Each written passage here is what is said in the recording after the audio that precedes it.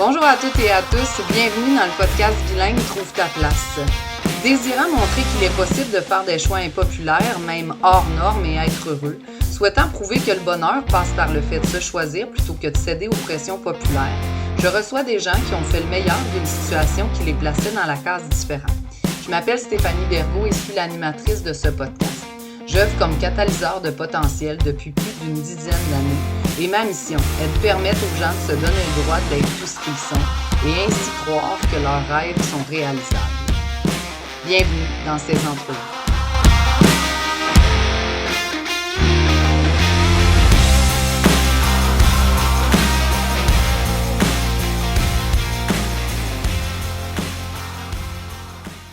Bonjour à toutes et à tous, bienvenue dans le podcast Trouve ta place où je reçois, comme vous savez, des personnes exceptionnelles que je choisis, qui ont des parcours des fois peu communs puis qui nous présentent un autre angle de la vie qu'ils ont choisi. Aujourd'hui, j'ai la chance de recevoir mon amie Annick Trépanier. Merci Annick d'être là. Merci de ton invitation, ça me touche beaucoup. Ah, ben là, c'était très clair. Le plus compliqué, c'est d'arrimer nos horaires. Effectivement. Tu as bien raison. D'être sur le même fuseau horaire, oui. Oui, aussi, vraiment. On en parlait un peu, toi et moi, avant, mais une des raisons pour lesquelles je t'ai invitée, c'est quand on s'est connus, toi et moi, là, ça doit faire pas loin d'une dizaine d'années parce que tu venais d'arriver, tu commençais ta business, là, on va pouvoir en parler ensemble, mais j'avais été... puis on a à peu près 10 ans de différence, toi et moi. Fait que très souvent, dans nos projets, dans nos choses, on suit, tu sais, comme quand on s'est connus, moi, j'étais encore chez C2 Montréal, je faisais de l'événementiel, j'avais ma business de ça, puis on parlait de consultation, puis j'étais comme, ah ouais, tu sais, j'aimerais ça transférer ce que je faisais à l'époque à l'université ou dans mes projets avec mes clients en une business officielle de consultation. Finalement, c'est pas tout à fait ça. J'ai bifurqué vers le coaching avec les années, mais c'était très drôle. Puis une des choses qui m'avait le plus interpellée, c'est, puis on en parlait juste avant, c'est toi, là, mettons qu'on fait un petit retour là, pour que tu expliques aux gens. Je ne veux pas tout l'expliquer, mais ce qui m'avait frappé, c'est pourquoi on se connaît, tu sais. Pourquoi tu es venu à Montréal? Puis, fait que recule un tout petit peu, s'il te plaît. Tu sais, repars, mettons, tu as fait des études en quoi, puis dans quel domaine tu as travaillé, puis pourquoi tu es parti à Montréal? J'aimerais ça qu'on en parle. Écoute, j'ai un parcours un peu comme le tien, très atypique, fait que j'essaie de te faire la courte, mais effectivement, tout ce que j'avais envie, c'était d'aider les gens. Fait que ça, c'est le lien de toutes les études que j'ai faites. Donc, j'ai commencé comme éducatrice spécialisée, puis j'étais déjà très atypique à l'époque parce que j'ai parti ma petite business, puis je travaillais comme travailleur autonome avec différentes clientèles. Après, j'ai eu envie de travailler avec les personnes sourdes, ça m'intéressait beaucoup. Je trouvais ça passionnant, une autre langue qui était très visuelle. J'ai commencé à suivre des cours, puis finalement, j'ai tellement aimé ça, je suis devenue, comme tout ce que je fais, je le fais avec intensité. Puis là, j'ai eu des offres de contrat parce que ça n'existait pas dans la région du Saguenay-Lac-Saint-Jean, des interprètes en langue des signes québécoise. J'ai eu plein d'opportunités. J'ai ouvert le service d'interprétariat avec un service de Québec. Ça m'a passionné. J'ai fait ça vraiment pendant plusieurs années. Et là, j'ai continué mes études en gestion. J'ai dirigé des services en pédopsychiatrie. J'ai travaillé en déficience auditive. Et j'ai suivi ce chemin-là en me disant, ben c'est le fun. Puis c'est drôle parce que je me disais, un jour, j'aimerais ça qu'il y ait mon nom sur ma porte. Alors ça a été comme mon bureau, mon nom sur ma porte. Puis quand ça arrive, tu te fixes des objectifs comme ça que tu atteins. Quand ça arrive, finalement, il n'y a pas autant de satisfaction que le défi que tu t'es mis à y arriver. Et j'avais l'impression qu'il y avait un chemin qui m'était un peu tracé. Tu vois, une carrière, les enfants. Et comme toi, j'ai eu mes enfants jeunes à travers cette aventure-là. J'ai eu Hugo à 23 ans, Chloé à 25 ans. Donc, ils ont fait toujours partie du développement de mon service d'interprétariat, de mes études. Ils ont été très intégrés là-dedans. Puis à un moment donné, bon, la maison, le chien, la piscine, les enfants, puis tu dis, ouais, ben, c'est drôle, je sens pas une espèce de... Je sentais pas le bien-être que je m'étais attendue de ressentir quand j'atteindrais tout ça. Et j'étais très jeune, hein, parce que tu réussis une carrière, puis tu es encore très jeune, tu dis, OK, mais il reste beaucoup devant, qu'est-ce qu'il va y avoir devant? Fait que des études, puis que j'ai toujours continué, hein, parce qu'aujourd'hui, je continue toujours des études en leadership, en gestion, Ouais. Yale, MIT, Oxford, parce que ça aussi, c'est un autre truc, hein, des études américaines, tu sais, dans les grandes universités, c'est-tu possible? Puis finalement, c'est non seulement possible, mais assez facile à faire. Fait que il y a toujours une soif de. Puis de toute façon, comme tu sais, on a décidé de travailler avec l'humain. Puis Ouais. l'humain est en constante évolution. Fait que je sais que j'ai jamais fini d'apprendre. J'ai Mhm. jamais fini de relever des défis. Fait que ça, c'est le beau. Puis un matin où est-ce que je me suis dit, OK, ben c'est pas ça. Je suis pas sur mon X. Je me sentais complètement désalignée, complètement perdue. Puis les gens te font le reflet que ben, tu devrais être heureuse parce que tu as vraiment tout ce qu'il te faut dans ta vie, toi, Annick. Alors, cette espèce de clash-là entre comment je me sens et comment les gens me perçoivent, Ouais.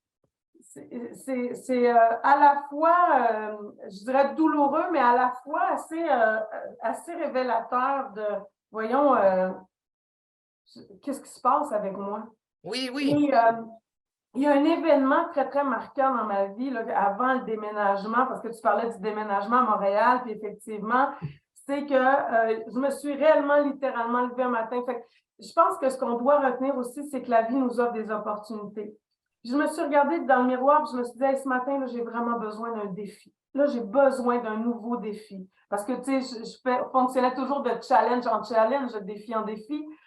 J'ai vraiment besoin d'un nouveau défi. Puis je suis allée voir mon amie qui est optométriste, j'avais un rendez-vous.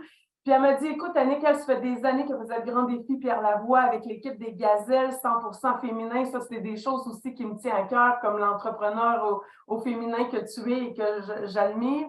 Et là, je me disais, puis elle m'a dit, tu devrais embarquer dans l'équipe, tu devrais faire le grand défi Pierre Lavoie. Puis tu sais, quand tu dis, je me regarde dans le miroir, je dis, j'ai besoin d'un défi, puis elle me parle du grand défi. J'ai fait comme, ben voyons donc. Je faisais du spinning, mais je n'avais pas vraiment de vélo de route. Tu sais, puis j'ai dit, tu penses? Oui, je pense, on t'embarque dans l'équipe, pense-y. Fait que, je vais toujours me rappeler de ce moment-là, le 14 juin 2014, quand je mets mon pied dans le départ du grand défi Pierre Lavoie, là, quand j'ai clipsé mon pied, parce que ça dure quelques mois d'entraînement, effectivement, tu relèves plusieurs défis, puis tu vois ta capacité, tu gagnes en confiance en toi, puis tu dis, hey my God, je peux. Et quand j'ai mis mon pied là, dans la cale au départ du grand défi mouillé à Sio, là, ça c'est l'année que tout le monde va se rappeler parce que tous ceux qui l'ont fait, ils ont mouillé pendant 4 jours, je me suis dit, oh my God, je ne serai plus jamais la même. Vraiment, j'ai eu ce sentiment-là de me dire, parce que je sortais de ma zone de confort, là, et j'ai tellement aimé ça. D'ailleurs, je pense que je ne suis jamais retournée. Je vis de sortie de zone de confort en sortie de zone de confort parce qu'on en reparlera, évidemment, ça redevient une zone de confort. Mais j'ai eu envie d'oser. Puis cette journée-là, j'ai eu confiance dans mes capacités. Puis je me suis dit, ben, ce ne sera plus jamais pareil. Mais il faut accepter qu'on ne sait pas c'est quoi, hein, le pas pareil. Et là, ben, Exact. j'ai rencontré des personnes extraordinaires aussi à Montréal qui m'ont donné envie de dire ben pourquoi pas, puis pourquoi ce ne serait pas possible, tu sais, qui ont encouragé un peu cette transformation-là. Alors, ça implique quoi? Ça implique vendre ta maison, démissionner d'un poste dans le réseau de la santé où est-ce que j'avais quand même un bon salaire, un fonds de pension, des conditions de travail qui garantissaient aussi à mes 2 enfants que financièrement, j'élevais seule. De dire, ben, OK, on s'en va. Puis je vois encore mon fils qui dit, OK, maman, mais on déménage à Montréal, mais tu vas faire quoi comme travail? J'ai dit, je vais parler de courage. Et je vois encore ses yeux qui me disent, tu vas parler de courage, ça va te donner de l'argent. Alors, c'est comme ça que tout part, mais c'est une grande, grande transformation. En fait, j'ai jamais su comment bouger juste une sphère de vie à la fois. Fait que Oui, c'est ça. C'est ça. Là, c'est sûr que. Puis moi, c'est un peu ça que j'avais trouvé ça admirable, dans le sens où, tu sais, il y avait des insatisfactions. Puis, tu sais, tu l'as dit tout à l'heure, là, je vais reprendre la portion où est-ce que tu dis. Tu sais, comme les gens me renvoyaient l'image de tu devrais être heureuse de tout ce que ça prend. Puis moi, je ne l'étais pas. Tu sais, j'en parle souvent, là, mais moi, il y a à peu près 20 de ma clientèle que c'est ça, là. C'est des gens qui veulent tout sacrer ça là, 35-55. Ils ont atteint où ils voulaient s'en aller, puis ils sont vides. Puis là, ils sont comme, qu'est-ce que j'aime, qu'est-ce que je fais, où est-ce que je m'en vais, ça me tente pas, je vais pas rester assis là, tu sais, puis j'adore ces clients-là, puis j'adore ces processus-là parce que tu as besoin de revenir vers toi. Tu sais, quand tu dis, là, ma chum, elle m'a proposé le défi, ben, tu sais, là, toi, tu es revenu physiquement dans ton corps. Tu sais, genre, là, oui, parfait. totalement. Fait que là, J'ai pédalé. non, mais c'est ça, puis tu peux pas être ailleurs. C'est pas une possibilité. Les gens, souvent, je le dis, tu sais, la danse, le vélo, là, peu importe ce qui te ramène dans ton corps, tu peux pas être ailleurs. Fait que tu n'as pas le choix de te concentrer sur cette portion-là. Fait que c'est sûr que, tu sais, quand tu dis au départ, j'ai mis ma cale, puis je me suis dit, aïe, aïe, je ne serai plus la même personne. Puis, tu as réalisé plein de choses à travers le processus, là, tu sais, je n'étais pas bien là, je suis peut-être pas bien là aussi. Il y a des choses que je veux changer. C'est pour les gens qui ne sont pas familiers ou qui ne sont pas québécois, Montréal, le lac, Saint-Jean, c'est comme un 4-5 heures de route. On est dans du rural versus du urbain. Comme, totalement. tout est différent. Les enfants avaient les mêmes amis depuis toujours parce que c'est des régions dans lesquelles tout le monde se connaît. Tout le monde a un avis sur tout le monde. Fait que là, tu me disais aussi, tu sais, même tes amis étaient comme, mais voyons, Annick, là, tu sais, comme, tu vas pas faire ça. T'as-tu pensé à ça? Ben, puis, il y a une portion d'assumer aussi que je découvrais parce qu'effectivement, j'ai des amis, des collègues de travail qui me disaient, mais c'est pas un peu égoïste comme choix, tu as pensé à tes enfants. C'est drôle parce que c'est une question de perception. Ben, d'abord, les gens nous partagent leur propre insécurité, tu sais, que c'était financier aussi, mais qu'est-ce que tu vas faire pour vivre? Tu es responsable de tes enfants, c'est pas un peu irresponsable au niveau financier de prendre ce genre de décision-là. Mais quand moi, je recadrais tout ça, je me disais, mais je voyais pas, je me disais, mais j'offre à mes enfants des opportunités, une nouvelle façon de vivre, connaître Montréal, l'opportunité de s'ouvrir sur le monde, sur la diversité, sur la culture aussi, parce qu'en région, on ne vivait pas beaucoup de diversité culturelle, des nouveaux restos, des nouvelles possibilités. Et ma fille, qui à l'époque était une ballerine, elle était sélectionnée dans les grandes écoles, fait qu'elle elle venait l'été à Montréal. Je me disais, c'était peut-être y ouvrir des nouvelles portes aussi. Puis mon fils rentrait au cégep, puis je me disais, il va découvrir quelque chose de nouveau. Alors moi, je voyais, les gens me disaient, tu sais, financier, la stabilité de tes enfants. Moi, je voyais l'opportunité, leur très grande résilience parce que je les ai élevés seuls. Je savais que j'allais... Puis moi, j'ai toujours dit à mes enfants, bon, là, vous n'avez pas le choix de me suivre parce que vous avez juste une maman officiellement. Alors, vous n'avez pas le choix. Fait que maman s'en va vivre à Montréal, vous n'avez pas le choix de me suivre. Mais la beauté de la chose, c'est que le Saguenay-Lac-Saint-Jean va toujours rester à la même place. Puis que dans quelques années, vous allez pouvoir y retourner, évidemment, si vous le souhaitez. Et je favoriserai ça, hein, parce que quand c'est l'âge des études, on peut étudier où ce qu'on veut. Et finalement, après 3 mois, littéralement 3 mois, les deux enfants, si je leur offrais la possibilité de retourner à Alma, au Lac-Saint-Jean, ils ne voulaient pas y retourner. Montréal, ça offrait aussi la liberté, les transports en commun, les trucs, beaucoup, beaucoup de choses à faire. Vraiment. Et moi, je faisais confiance, je suis un être social, un peu comme toi, on aime beaucoup l'humain, on aime les gens. Mes enfants sont comme ça aussi. Moi, je me disais, ils vont recréer des liens, ils vont faire des choses. Je ne dis pas que ça a été claquement des doigts, mais moi, j'ai investi aussi du temps pour leur arriver à Montréal au départ. Fait que ça a été, j'ai dû assumer, en fait, tu sais, quand je te parlais de défi en défi, les gens qui me disent aujourd'hui, tu devrais avoir tout ce qu'il faut. Pour moi, ce que je voyais, c'était comme s'il y avait un point d'arrivée, puis j'étais arrivée, puis que là, c'était le X sur lequel que je cherchais depuis tout le temps. Mais je me suis dit, non, moi, il faut que j'assume que mon choix de vie, là, c'est de défi en défi, de relever des défis. C'est ça mon choix de vie. Encore aujourd'hui, hein, c'est de défi en défi. Fait que c'est pas une finalité. Puis depuis que j'ai réalisé ça, je me sens tellement bien parce que je ne cherche plus le point d'arrivée. Je sais dans ma vie à moi. Ouais, non, moi non plus, je dis c'est pas une destination, c'est un trajet, là. Exactement au même, là. Et c'est un processus et ça vient avec des choix et ça vient avec parfois des erreurs de choix, mais toujours des expériences, évidemment. Puis, ce que j'aime le plus, c'est que je me sens, tu sais, quand on parle d'alignement, c'est quand même, moi, aujourd'hui, là, je sais qu'il y a une chose d'alignée. Bon, nécessairement le cœur, mais les bottines, ils suivent les babines. Tu sais, moi, je dis tout le temps ça, tu sais. Euh, les mots, c'est beau, mais les actions, c'est vrai. Fait que il faut que tes bottines suivent tes babines. Fait que quand je dis quelque chose, je le fais, puis ça, c'est mes défis que je relève. Fait que c'est une longue transformation, tu as bien raison, c'est un processus. Tu sais, moi, j'aime beaucoup l'image de la chenille qui devient un papillon. Parce que Exact. quand la chenille devient le papillon, tout se transforme. Ses yeux, ses antennes, ses ailes. Puis ses yeux, pour moi, c'est de se dire, je vois la vie autrement. Aujourd'hui, je vois autrement. Fait que cette transformation-là. Les antennes. Aujourd'hui, moi, je suis consciente de plein de choses. J'ai travaillé ce moment-là de conscience, de juste se connaître soi, connaître les autres. Évidemment, qui se connaît soi-même, connaît aussi les autres. Puis les ailes, ben moi, aujourd'hui, je vole. Tu sais, je découvre des ailleurs, la chenille, il y a des éléments à laquelle elle n'a pas accès parce qu'elle n'a pas d'aile pour se rendre à distance. Fait que moi, aujourd'hui, c'est un peu ça. Fait que Montréal, ça a été un beau tremplin, une belle. Puis, tu sais, je dis tout le temps, puis j'enseigne le courage managérial, fait que j'en parle beaucoup. C'est quoi le plus grand risque? C'est quoi le plus grand risque? Je travaille au Café du Coin parce que finalement, la business ne marche pas. Le plus grand risque, c'était quoi? Puis finalement, j'ai refait des mandats dans le réseau de la santé ici à Montréal. Puis c'est ça qui a ouvert la porte à la France. Ça, c'est une autre aventure dans ma vie.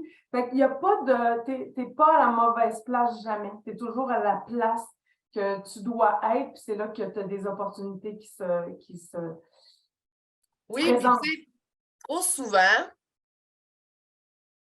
c'est là que moi, je suis très admirative, parce que je reconnais chez toi des choses que j'ai en moi, hein, puis je reconnais chez chacune des personnes que je reçois sur le podcast parce que c'est un peu ça l'idée, c'est de se choisir. Hein. Il n'y a pas personne qui est à la bonne place si elle ne s'est pas choisie. Parce que c'est tellement facile de s'égarer parce qu'on choisit notre chum, nos enfants en premier, parce qu'on choisit une carrière, puis que là, tu arrives à un moment où est-ce que c'est le summum de cette carrière-là. Il est facile, puis je le mets entre guillemets, là, mais il est facile d'avoir beaucoup de bonnes raisons ou dans certains cas d'excuses de se dire ouais, tu ne peux pas laisser ça là, tu as un gros salaire, là, les enfants. Ouais, tu ne peux pas laisser ça là parce que tout ton noyau, il est au Saguenay. Oui, tu ne peux pas laisser ça là parce que tu n'as pas les études qu'il faut. Tu as déjà des enfants. Tu ne connais pas assez bien ci. Tu connais, tu sais, comme. Fait moi, j'appelle ça créer des évidences, là. Ouais. C'est toi qui choisis dans quel sens tu choisis de créer des évidences. Puis le podcast, il a vu le jour parce que je souhaite créer des évidences ou des brèches pour les gens qui cherchent cette brèche-là, que c'est peut-être possible. Parce que, crime, je le dis souvent, là, c'est la première marche sur laquelle tu dois mettre le pied, que tu dois être capable de voir. Parce que quand tu es parti du Saguenay, tu avais de grands désirs, tu avais de petites idées, puis là, tu te disais, OK, ben là, je vais commencer par ça. Puis là, tu l'as dit, il y a eu ça qui s'est ouvert, ça qui s'est ouvert, ça qui s'est ouvert, puis là, on est sur le monde qui s'est ouvert. Mais c'est la marche. Les gens cherchent trop souvent quand ils sont arrivés quelque part où ils ont cherché pendant longtemps. Tu sais, là, tu parlais de ton poste, mais ils cherchent trop souvent à recréer l'aspect sécurité qu'ils ont dans l'actuel. Pour ça n'existe pas. Ce qu'il faut, c'est trouver la brèche puis se dire, ah, elle y est parvenue, il y a une chance. Ah, ça, pour moi, ça serait extraordinaire. Puis tout le monde en a une petite voix là, qui te dicte des choses, puis il y a tellement de monde qui ne l'écoute pas, tu sais, puis qui se dit, ah non, ça serait trop compliqué, trop ci, trop ça. Fait que oui, puis c'est intéressant parce qu'il y a beaucoup d'éléments, évidemment, dans mes formations sur le courage managérial à laquelle tu fais allusion. Il y a plus de raisons de ne pas faire que de faire. Quand tu dis, est-ce que je le fais? Est-ce que j'ai le courage? Alors, activer son courage, là, si tu te mets à analyser, là, honnêtement, il y a plus de raisons de ne pas faire que de le faire. Parce que l'ego aussi, ton ego cherche à te protéger, peut trouver toutes les bonnes raisons de ne pas le faire. Il veut surtout pas te mettre en échec, il veut pas te faire vivre des difficultés. Puis l'ego est un peu paresseux. Fait que c'est pas mal un peu plus d'ouvrage de te mettre en action. Puis le courage d'être soi, que j'ai découvert à travers toutes ces études-là sur le courage d'être soi, là, ben, ça nécessite vraiment beaucoup d'énergie parce que pour moi, en tout cas, c'est un peu plus facile d'être comme les autres, comme mes voisins. Tu vois, on avait un travail, on rentrait à peu près à la même heure dans nos entrées, notre maison, on faisait notre pelouse. Les enfants, tu sais, je le dis, les enfants à la piscine, le chien, les cours de sport des enfants. faire un pain aux bananes à minuit, tu sais, essayer d'être parfait, puis d'être comme les autres. Pour moi, être comme les autres, c'était ça, réussir sa vie. Puis le courage d'être soi, c'est d'être parfaitement soi, mais parfaitement imparfaite des fois dans le regard des autres. Et c'est cette dichotomie-là du regard des autres aussi que je parlais dès le départ. Les autres me disaient, tu dois être heureuse, hein, certain, avec tout ce que tu as dans la vie. Puis moi, je me sentais pas heureuse. Puis à un moment donné, ce que tu dis, oh, je me sens heureuse, puis les gens ils me disent, c'est des drôles de choix que tu fais. Alors, le parfaitement imparfait, il est important aussi parce que c'est quoi la perfection, puis c'est pour qui? Mais le courage d'être soi, c'est pas rien, là. C'est juste ce petit mot-là, le courage d'être soi, puis d'assumer qui on est, puis d'assumer aussi qu'il va y avoir des réactions. Fait que là, il y a aussi tout le regard des autres qui s'installe dans tout ça. Mais depuis que j'ai le courage d'être moi, je peux te dire que, bon, je suis vraiment parfaitement imparfaite, là, et comme maman, et comme consultante, et comme formatrice, et des fois tellement dernière minute, puis des fois tellement... mais c'est moi, puis je l'assume totalement. Et là, ce qui est important aussi de dire aux gens qui nous écoutent, tu l'as dit, c'est un processus, c'est une transformation, c'est pas fini mon truc, là. Ben non. Et ça fait, oui, presque 10 ans que cette transformation-là s'opère, mais c'est du temps, c'est de l'énergie, c'est pas, j'ai pas claqué des doigts, c'est pas facile. Il y a aussi du travail derrière soi, mais du travail passionnant. Fait que tu travailles pour toi, en fait. Fait que ça, c'est important aussi parce que, tu sais, on parlait un peu des fois de les autres, le regard des autres, puis il y a un mot qu'il faut absolument qu'on parle ensemble parce que je pense que ça fait écho. Moi, le mot que je déteste le plus, c'est le mot chance. Quand les gens me disent « T'es tellement chanceuse, Annick, tu sais, tu voyages, tu fais ton travail, c'est passionnant. » Ben, c'est pas de la chance. Moi, j'ai réellement saisi des opportunités, je fais réellement des actions, je suis constamment en formation, je me challenge. Il y a du stress aussi parfois derrière, il y a des découvertes, il y a des apprentissages, Alors, c'est pour ça que je dis tout le temps aux gens, puis des fois, je m'excuse d'avance à tous ceux sur Facebook à qui des fois j'ai répondu un peu en réaction au mot chance en disant non, c'est pas de la chance, là. Les gens qui réussissent, ils ont saisi des opportunités. Les gens qui sont audacieux, ben, ils ont osé. Ça voulait dire faire face à des risques, puis faire face peut-être que ça va pas fonctionner, hein, parce qu'il n'y a pas de modèle. Et pour moi, ça, c'est pas de la chance. Non, tellement. Le mot chance, à part la loterie. Je pense que pour la loterie, ça peut exister. Ben, oui, mais en même temps, pour la loterie, il faut que tu en achètes des billets pour gagner, là, tu sais, comme... ça reste un choix. Mais tu sais, moi, la chance, à un moment donné, là, ce mot-là, là, ah, t'es chanceuse, c'était même devenu culpabilisant. Dans le sens où les gens me disaient, ouais, t'es chanceuse, toi, 3 enfants, puis t'as repris ta taille. Ouais, moi, j'ai fait comme 25 ans de gymnastique à raison d'à peu près 15 à 25 heures par semaine. Puis les gens me disaient ça, puis au début, je me sentais mal, je me disais, ouais, c'est vrai, là, tu sais, comme... Mais en même temps, là, je n'ai jamais pas fait de sport de toute ma vie. Puis j'en ai fait, là, tu sais, pendant des années à un niveau tel que je pense que j'ai capitalisé dans une tank, tu sais, pour les années où j'en fais peut-être moins, tu sais, je sais pas si tu comprends. Fait que là, à un moment donné, c'était devenu comme culpabilisant pour moi, la chance. Tu sais, oui, tu as de la chance, oui. Ah, toi, tu réussis à l'école, tu as de la chance. Là, je me suis quand même pointée pendant plus de 10 ans, tu sais, au cégep, à l'université, dans des cours, puis comme toi, j'en fais encore aujourd'hui. Puis aujourd'hui, avec beaucoup de douceur, tu sais, tu dis des fois, j'ai répondu un peu en réaction. Moi aussi, il y a des bouts où j'étais en réaction. Puis à un moment donné, j'ai comme réalisé que entre guillemets, là, l'envie et la jalousie, aujourd'hui, je le vois comme un moteur. Ce que tu jalouses ou ce que tu as envie, là, c'est pas les plus beaux sentiments, on le sait, mais c'est un indicateur de quelque chose. Fait que si tu jalouses ou tu as envie, son poids, sa carrière, son si, pose-toi sûrement la question de dire qu'est-ce qu'il y a là-dedans que j'aimerais moi aussi atteindre ou arriver? J'aimerais ça me remettre en mouvement. OK, j'aimerais ça moi aussi apprendre des nouvelles choses. Puis moi, quand je me dis « Oh wow, je suis inspirer ou impressionner ou mon Dieu, Colin, tu sais, elle est donc chanceuse, elle donne des conférences partout sur la planète à des milliers de personnes. Je reviens à moi puis je me dis, OK, qu'est-ce que tu as posé comme action pour y parvenir? Et des fois, même si je suis une fille d'action, la réponse c'est pas encore beaucoup. Tu sais, puis là, je vais donner une première conférence pour laquelle j'ai réservé un théâtre le 26 janvier. Entre autres, dans les réflexions de fin d'année, c'est de dire, ça fait longtemps que je veux faire de la conférence, je donne des formations, je fais des conférences en entreprise, j'en fais des tonnes. Là, j'ai comme envie de parler de ce qu'on se parle aujourd'hui, puis de transmettre ce que j'ai appris dans mon parcours, si tu veux. Puis plutôt que d'attendre que quelqu'un m'invite, j'ai dit, tu sais quoi, tu as fait de l'événementiel pendant 15 ans avant de faire la gestion de projet, tu devrais être capable de réserver une salle, d'organiser. C'est comme, exact.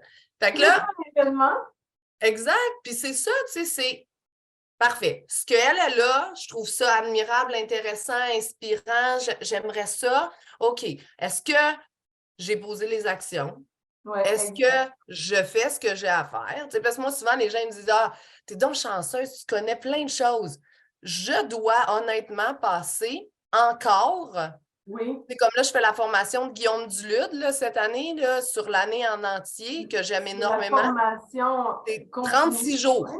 C'est 36 jours. C'est que de 9h à 6h, tous ces soirs-là, plus les devoirs et les travaux, 36 jours. Tu sais, fait que souvent, c'est ça maintenant, plutôt que d'être en réaction. Je dépose chez les gens le qu'est-ce que ça t'inspire? Qu'est-ce que ça t'inspire? Qu'est-ce que tu aurais envie? Qu'est-ce que, tu sais, comme, quelles sont les actions que tu penses que tu peux poser pour accéder à cette chance-là? Puis là, les gens me répondent, puis ils sont comme, ah ouais, c'est vrai, je l'avais pas comme...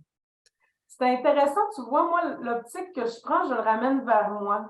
Pourquoi ça me fait réagir, tu sais? Parce que moi, je pars toujours du principe, je fais beaucoup de lecture aussi, puis j'aime beaucoup comprendre l'humain. Sur la conscience, on parlait tout à l'heure des antennes. Moi, je me suis dit, ben, je suis 100% responsable. Fait que ça, pourquoi ça me fait réagir? Puis parlons de doute, parce que ça se vit pas sans doute, cette vie-là, de choisir...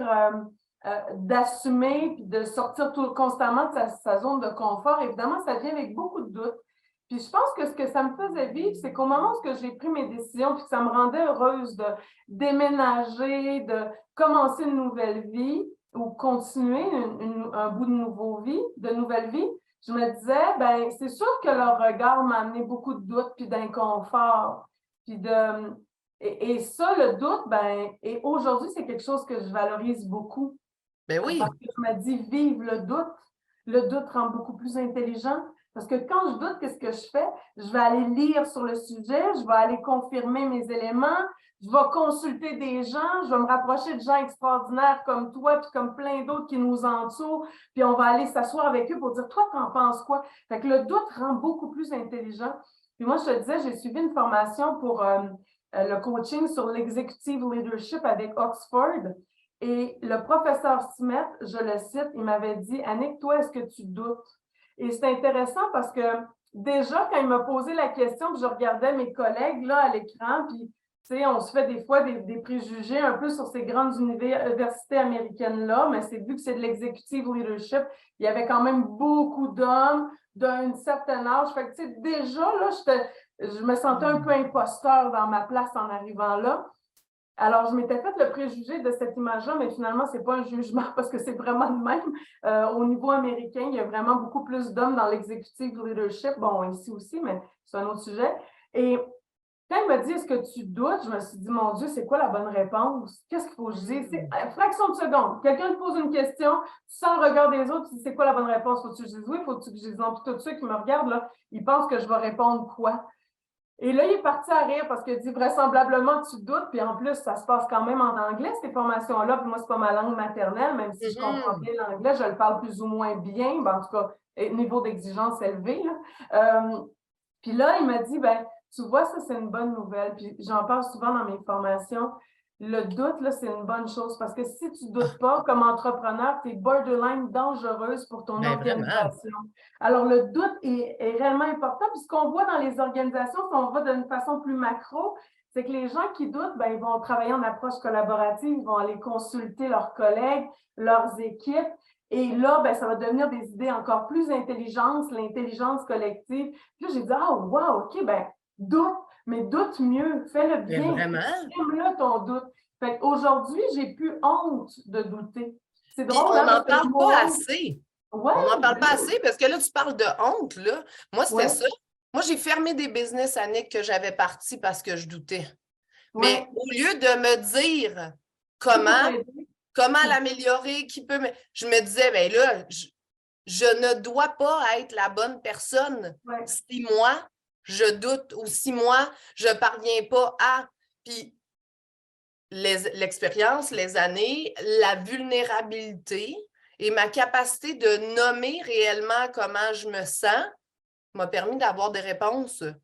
Des réponses Mhm. de personnes que j'admirais, puis que j'avais dans ma tête dit elle, c'est clair qu'elle ne doute pas, me dire, hey, je doute tous les jours. Tous les jours, je remets en question ce que j'ai Oui. décidé ou Et ce que c'est j'ai parfait. pensé. Puis, L'idée, c'est juste d'être en action à travers ce doute-là. Fait que le doute, il faut le valider. C'est pas assis sur son divan paralysé, je doute, je ne bouge pas. C'est pas ce que je dis. Ce que je dis, c'est le doute, ben, il rend plus intelligent quand tu le mets en action. Puis, tu sais, exact. Puis il parlons est un peu normal. Il faut pas espérer qu'il n'y en ait plus. Oui, exactement. Ben non, il fait partie du processus. Puis, j'avais envie de te dire, parlons un peu de courage parce que c'est mon sujet de prédilection, le courage dans les organisations. Puis, Vraiment. c'est arrivé justement dans... Moi, je me vois encore nouvelle gestionnaire. Là, j'arrive, je vais prendre la parole devant une équipe. Je suis jeune. C'est quoi ma crédibilité? J'avais une maîtrise en gestion et en développement organisationnel dans ma poche, mais ce journée-là, je savais que je ne savais pas. Là, ce qu'on m'a appris Exact. sur les bancs d'université, ça n'avait rien à voir avec le rôle qu'on attendait que j'exerce, mais je ne me donnais pas le droit de poser des questions. Je ne me donnais pas le droit d'être dans le doute. Je me disais, ben non, une chef, là, ça sait. Une chef, ça doit savoir. Ça doit, quand les gens te posent des questions, ça doit trouver des solutions. Alors, moi, pour moi, quand j'ai dit, OK, je vais tout.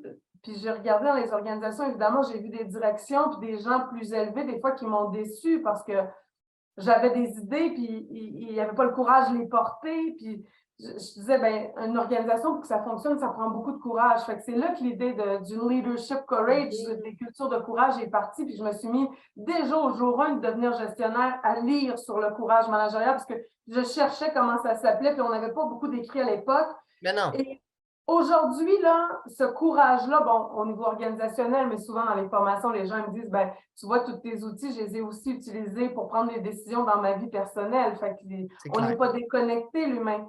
Mais j'ai eu envie de parler de ce courage-là, mais surtout de dire aux gens, là, tu sais, quand je disais le courage d'être soi, d'être parfaitement imparfait, c'est vrai aussi quand tu es chef, quand tu es entrepreneur, quand tu es haut dirigeant. Tu ne peux pas tout savoir, tu ne peux pas tout solutionner. Tu dois avoir le courage, puis là, on rentre un peu dans le courage émotionnel, l'humilité, la résilience, la capacité d'exprimer ses vulnérabilités, de laisser... Et moi, si on m'avait dit ça là, au jour 1 de devenir gestionnaire, j'aurais été complètement, certainement une meilleure gestionnaire parce que j'ai fait beaucoup d'erreurs, parce que puis j'ai moi-même manqué de courage des fois dans l'exercice de mes fonctions, mais quand tu ne sais pas ce qui est légitime de faire, alors ça, c'est important. Le doute, nos vies viennent aussi avec des risques. Le risque zéro n'existe pas, sinon on n'aurait pas besoin de courage. Hein. Toi, là, le 26 janvier, c'est le 26 que tu vas faire ta conférence. Ouais. Ben, il y a des risques quand même. Tu t'exposes, tu vas monter sur un stage exposé complètement. C'est la notion même du courage de s'exposer. S'exposer à la critique, hein? S'exposer Ah, à... tout à fait. puis il faut assumer ça, là. Tu as choisi une vie de défi, toi aussi, tu sais. Ah, clairement. Clairement. Puis, tu sais, moi, j'avais choisi, pendant longtemps, j'ai caché ce désir de partager derrière de l'expertise. Ouais. Parce que c'est beaucoup plus sécuritaire, puis c'est pas le cas pour tout le monde, mais pour moi, c'est beaucoup plus sécuritaire de parler, tu sais, mettons, d'entrepreneuriat, de concept, tu sais, que de parler de moi. Ouais. On en parlait avant l'appel, là, mais moi, m'exposer, puis me permettre de briller, Puis moi, ma petite voix, là, tu sais, on en a tout un, là, saboteur. Moi, elle disait, mais là, tu te prends pour qui? Tu sais, comme, qu'est-ce que Ouais. tu as appris de plus que n'importe qui d'autre? Puis j'ai compris avec le temps que ceux qui l'ont aussi appris sont toujours très contents de se faire valider parce qu'ils se disent, ah oui, moi aussi, je mets ça en pratique. Et ceux qui n'en ont pas encore entendu parler, comme c'est très souvent mon cas à moi, d'être inspiré par des gens qui partagent une nouvelle compréhension de quelque chose, ont l'opportunité d'avoir une nouvelle brèche pour se dire, ah oui, c'est intéressant ce qu'elle est en train de dire. Fait que là, tu sais, il y a beaucoup de paix qui s'est installée, mais tu sais, à travers les années, on travaille tous sur plein de choses, là, tu sais, puis tu travailles sur une carrière puis sur des affaires, mais je passe ma vie à travailler sur l'humain, tu sais, la personne que je suis, là, tu sais, j'aime découvrir, apprendre la nouveauté, mais j'introspecte beaucoup puis je me dis, OK, ben de mon côté, puis moi, une des choses qui était un enjeu. Puis moi, je pense que nos enfants sont nos meilleurs professeurs, là. Oh, en tout cas, notre plus grand miroir, ça, c'est sûr. Vraiment. Puis tu sais, moi, mon fils est quelqu'un, c'est un hypersensible.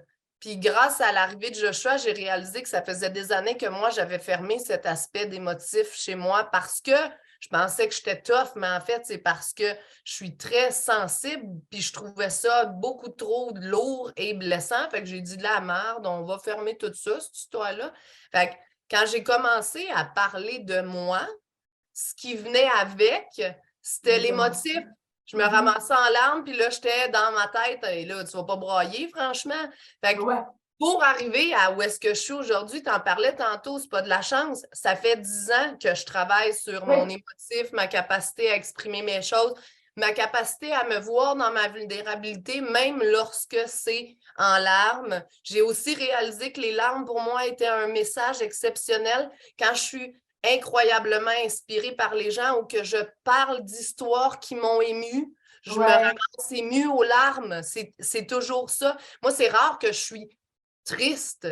Tu sais, mes larmes, elles me viennent parce que je suis fière, parce que je suis touchée. Tu sais, comme je le sais déjà que je vais monter sur scène et dire merci aux gens d'être là, il va y en avoir des larmes. Mais ça a pris tous ces essais-erreurs, ça a pris, tu sais, moi, quand je parle à mes équipes à l'école ou même dans ma business, là, puis qu'on arrive à la fin de l'année, puis que je fais le speech de merci tellement de me donner cette opportunité-là d'être, tu sais, le leader, puis d'être.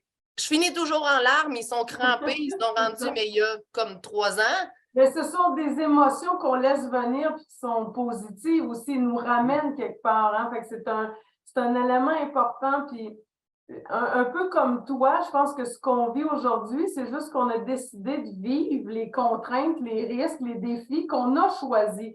Alors moi, c'est la vie fait partie de tous ces risques-là qu'on va prendre, tu sais, toute cette audace-là, toute cette sortie de zone de confort. Moi, je suis convaincue que c'est de l'entraînement parce que là, après ce défi-là que tu vas vivre, il va y en avoir un autre que tu vas avoir envie de vivre parce que cette sortie de zone de confort-là, elle est la peur, l'incertitude, le risque, quand tu l'apprivoises, elle est aussi stimulante, tu sais.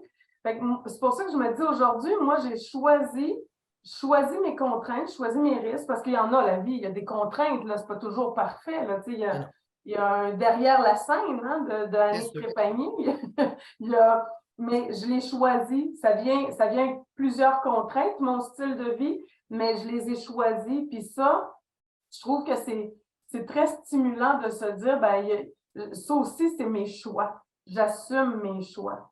Puis c'est merveilleux, tu sais, de t'entendre. Puis tu me parlais de ton fils, puis c'est vrai que c'est le plus beau des challenges, en fait. Hein? Moi, je les regarde vivre aujourd'hui, là. J'ai 2 enfants merveilleux qui ont choisi des métiers de passion. Là, j'en ai un historien puis une archéologue.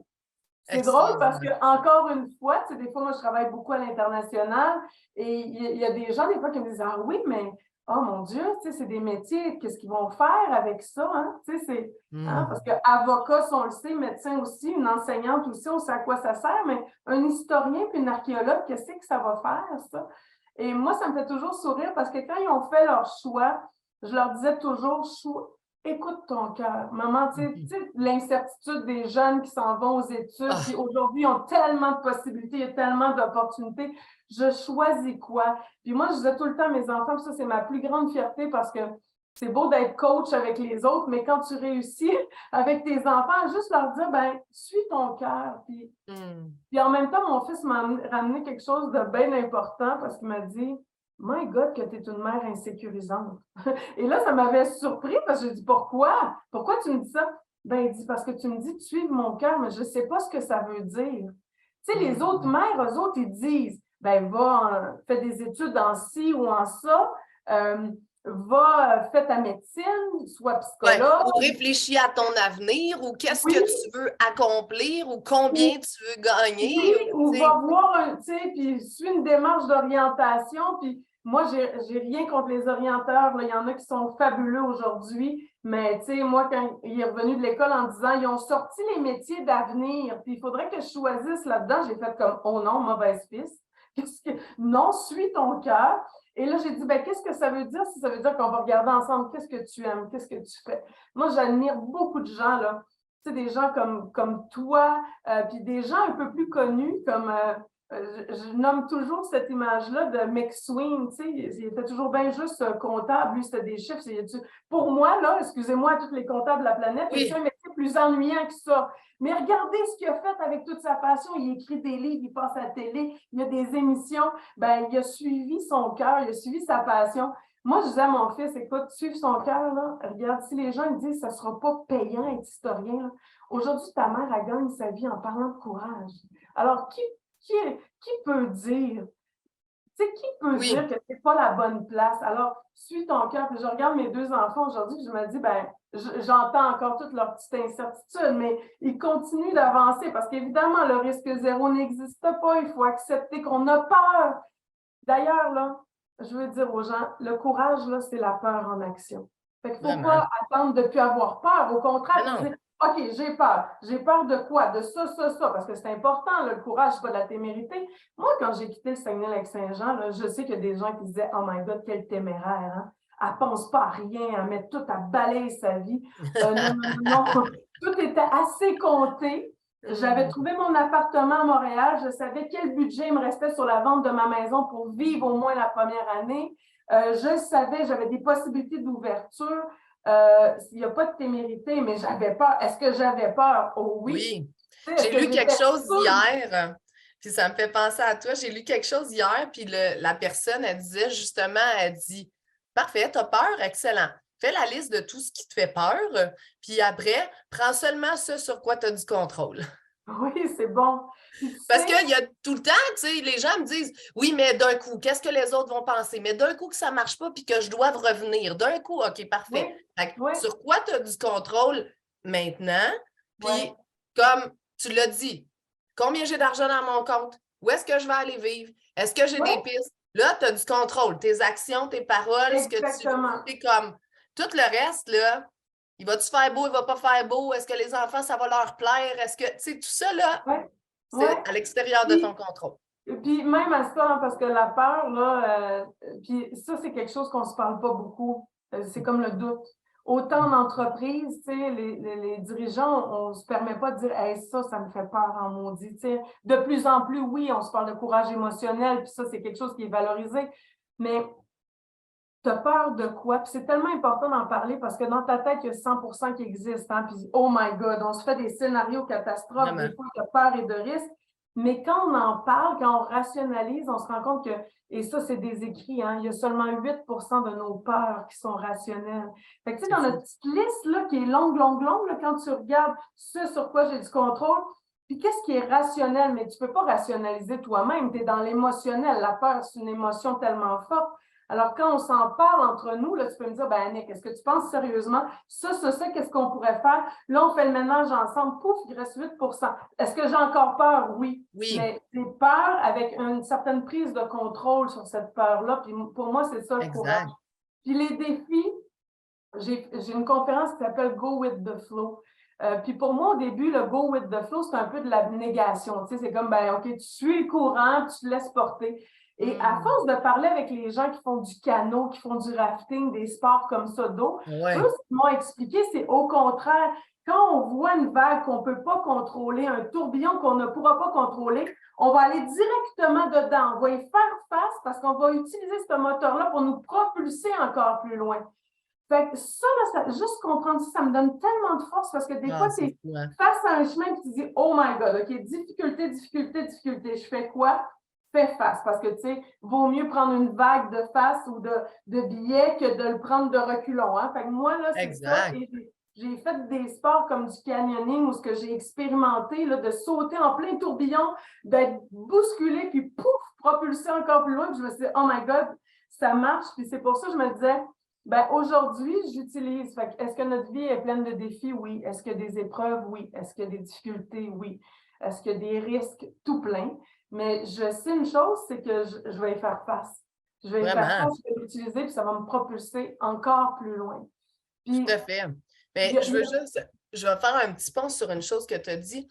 Il y a une psy qui m'avait dit à un moment donné, au-delà du fait de partager tes peurs parce que les gens peuvent justement t'aider à les trier, le 8% restant, elle m'avait expliqué, elle dit quand tu le partages avec d'autres personnes, au lieu de porter 100% du poids, elle dit plus tu le partages, plus tu partages le poids. Fait que si tu as 5 personnes en qui tu as confiance, puis que vous avez chacun 20% de ce poids-là, parce qu'ils sont là pour te soutenir, ils sont là pour t'aider, ils sont là pour...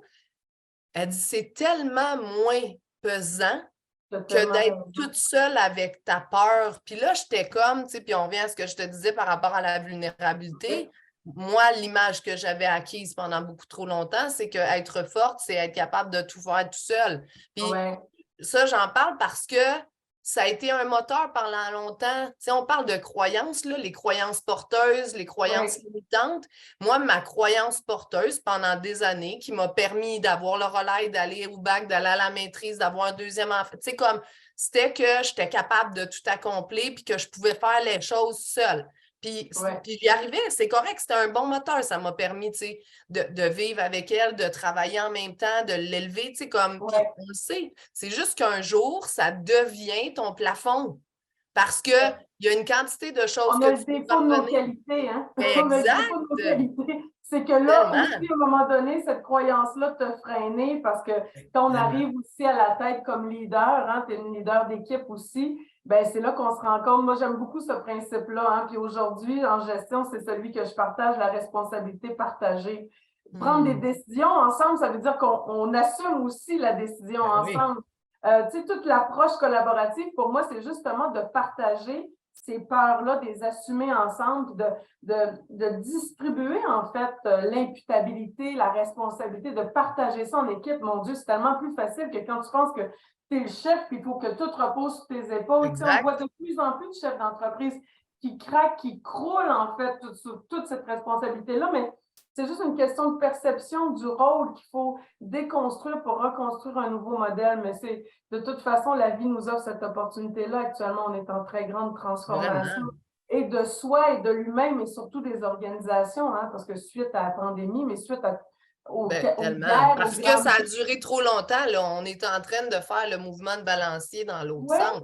Oui, puis exactement, mais de toute façon, tu sais, je te disais, moi, j'ai étudié la gestion des organisations, l'histoire nous le démontre très bien, hein? Après chaque grande crise, après chaque guerre, première, deuxième guerre, il y a eu des modèles qui se sont transformés, là, tu sais, quand on parle de Taylor, Weber, Maslow, là, ben, ils n'y arrivent pas parce que vivent les contraintes, hein?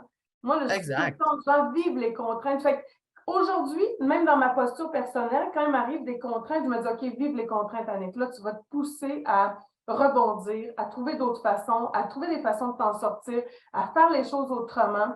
Donc, c'est ce qui se passe aussi dans les organisations. Il y a eu tellement de contraintes dans la pandémie. Puis là, ben, on sait, les gens ne veulent pas vraiment revenir au travail. Il y a des contraintes financières, les guerres, la crise économique, tous les taux d'intérêt qui montent. Ben, moi, je dis, génial, parce que voici la belle occasion de se remettre en question puis de faire les choses autrement.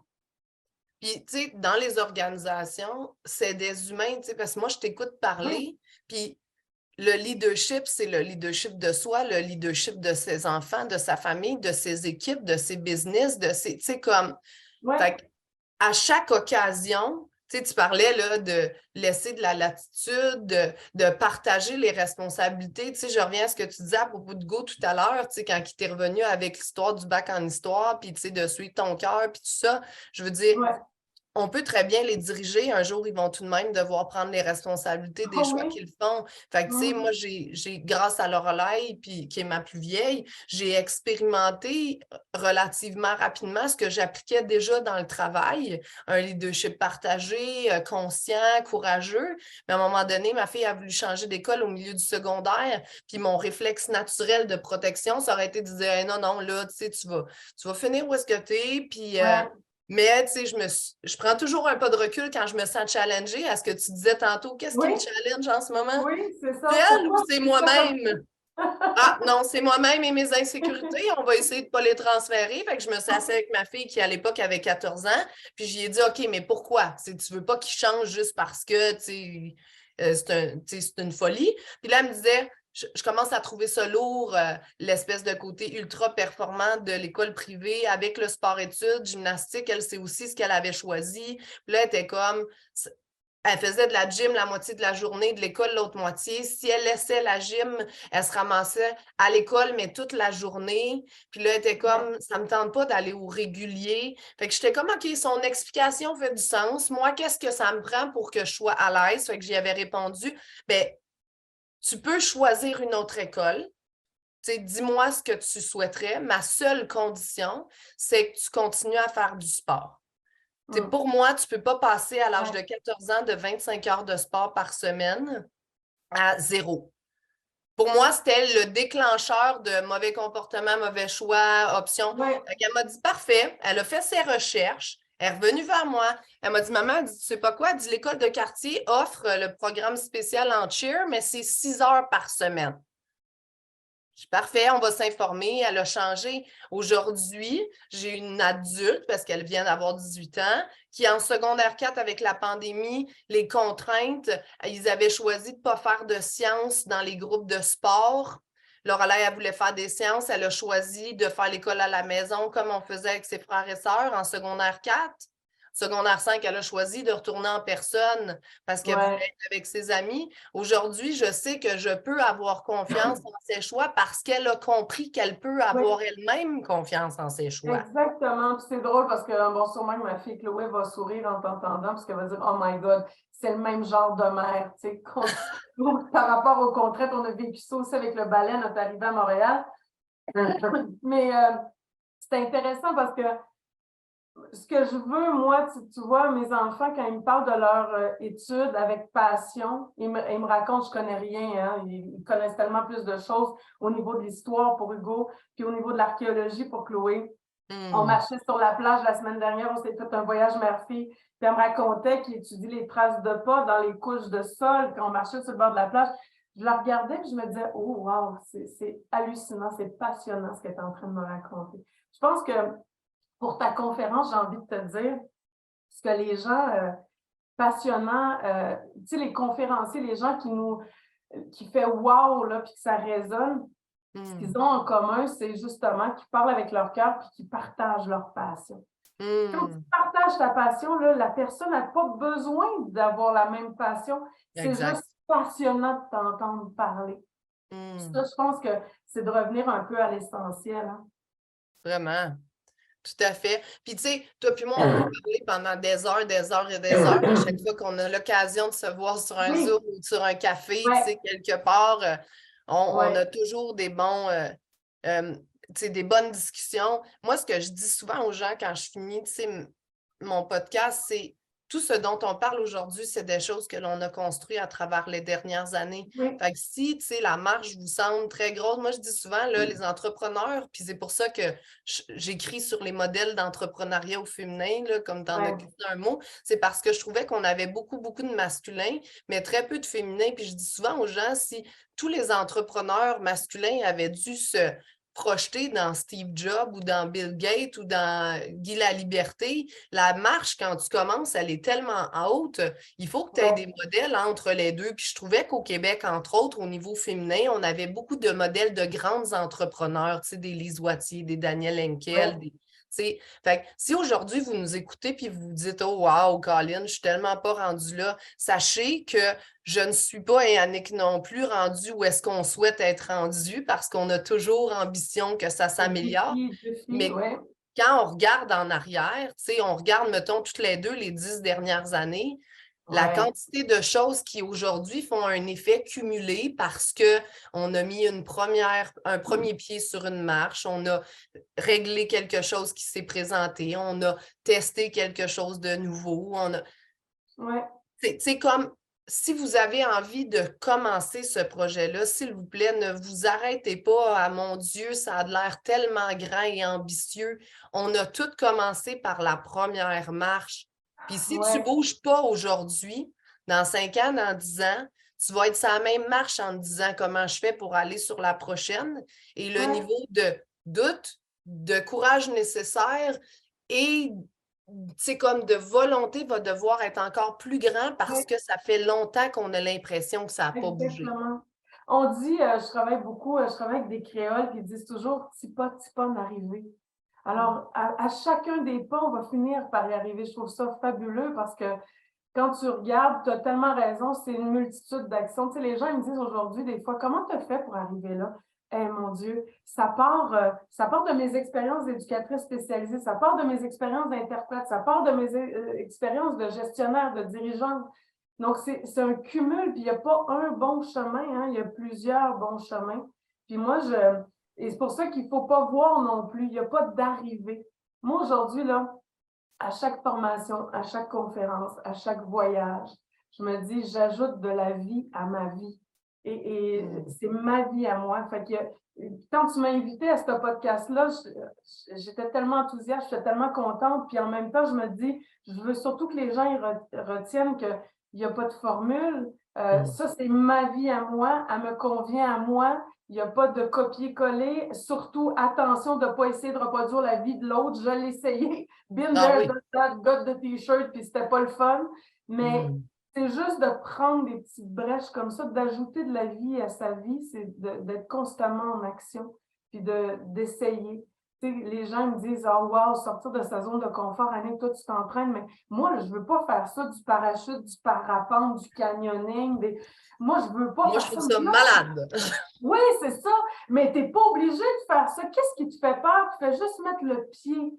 Alors, on a Hey, chacun nos zones de confort pour juste jouer avec l'élastique parce que là, aujourd'hui, la vie nous surprend tout le temps, hein. On sait qu'on ne sait pas. La pandémie nous a enseigné ça. tellement. Fait que, comment on va faire pour vivre mieux les prochaines années? Ben, on s'entraîne, sortie de zone de confort, des petits pas. Puis ça finit Mm. par arriver quelque part. Tu sais, d'être conscient de nos personnalités et de se respecter là-dedans. Tu sais, tu as commencé l'entrevue en disant, des fois, je suis dernière minute, des fois, je suis un peu à la course, des fois. Ça, là, ça vient, tu sais, moi, j'ai le même type de personnalité, très Ouais, optimiste, très spontanée, je mets tellement ouais, de choses dans mon agenda, tu sais, bon, parfait. Il y a des gens, par exemple, tu sais, nous, on est d'un côté du spectre des personnalités. Il y a des gens dont le naturel, c'est le familier, puis là, ils nous écoutent, puis ils nous trouvent étourdissantes, puis ils se disent, aïe, moi, je rêve pas de ça, à voyager. Parfait, parfait. Sois toi dans tout ce que tu es. Tu sais, on parlait de Pierre McSween, ben, il a laissé montrer au monde sa personnalité ouais, pétillante, qui ne devait pas être, en termes de personnalité, là, il n'est pas la norme à l'ordre des CPA. c'est Là. comptable. Non, C'est non, ça, c'est c'est sûr. sûr que non. Ça, c'est Mais sûr. fait que, dans ton environnement, sois toi, choisis-toi, Oui, respecte-toi, connais-toi. Puis fais tes choix. Si ça veut dire aller changer de restaurant du jeudi soir parce que d'habitude, tu vas toujours à la même place, bien, exactement. Juste ces petites première chose. découvertes-là qui créent des nouvelles opportunités. Tu as tellement, tellement raison. Puis, en tout cas, je pense qu'une autre chose qui nous relie, c'est toute la gratitude des opportunités que nous offre la vie. Fait que je voulais Ah te oui. dire que j'étais pleine de gratitude pour l'opportunité que tu m'as offert aujourd'hui de partager, comme tu dis, on passe tout le temps des beaux moments ensemble, et de partager ce moment-là avec toi, d'avoir fusionné nos horaires, puis que ça ait fonctionné. Puis je te souhaite pour cette nouvelle année-là aussi beaucoup de plénitude. C'est un nouveau mot que j'ai découvert parce que j'ai toujours gratitude, gratitude. Puis j'ai une amie qui m'a partagé le mot plénitude. Puis j'ai fait des recherches, puis ça dit état de ce qui est complet dans toute Ah sa oui. force. Fait que tu sais, de se sentir dans ce complet dans sa force, dans qui on est, je pense que c'est ce qui est important pour chacun d'entre nous, puis tous ceux qui écoutent. notre podcast actuellement. Fait que merci pour ton invitation. Ah, c'est exceptionnel. Écoute, je vais te laisser le mot de la fin sur ces mots-là. Je vous souhaite ailleurs à tous, comme Annick l'a dit, la plénitude dans ce que vous avez envie, besoin, souhaité, tout ça. Je vous remercie d'être toujours au rendez-vous. Annick, je te remercie d'avoir pris ce temps-là puis d'avoir été aussi authentique, généreuse, toute toi. Tu sais, ça me fait Fidèle à triper à moi-même, chaque fois. parfaitement imparfaite. C'est parfait, moi ça me fait triper à chaque fois. Merci tout le monde. On se revoit la semaine prochaine. N'hésitez pas à nous écrire si vous avez des questions, des commentaires. Ça va toujours me faire plaisir de les écouter ou de les lire. Merci. Merci. Bonne journée. Merci d'avoir été à l'écoute. On se retrouve la semaine prochaine avec un autre invité tout aussi fascinant qui pourra t'inspirer à prendre action afin de trouver ta voie. Si tu aimes ce podcast, je t'invite également à laisser une note de 5 étoiles afin que le podcast se démarque davantage et que le message se fasse entendre. Le podcast est également disponible en format vidéo sur YouTube. Tu le trouveras sur la chaîne Catalyseur de potentiel sous Trouve ta place. Je t'invite également à connecter avec moi sur Facebook et Instagram, Stéphanie Berthaud ou Catalyseur de potentiel. Bonne journée.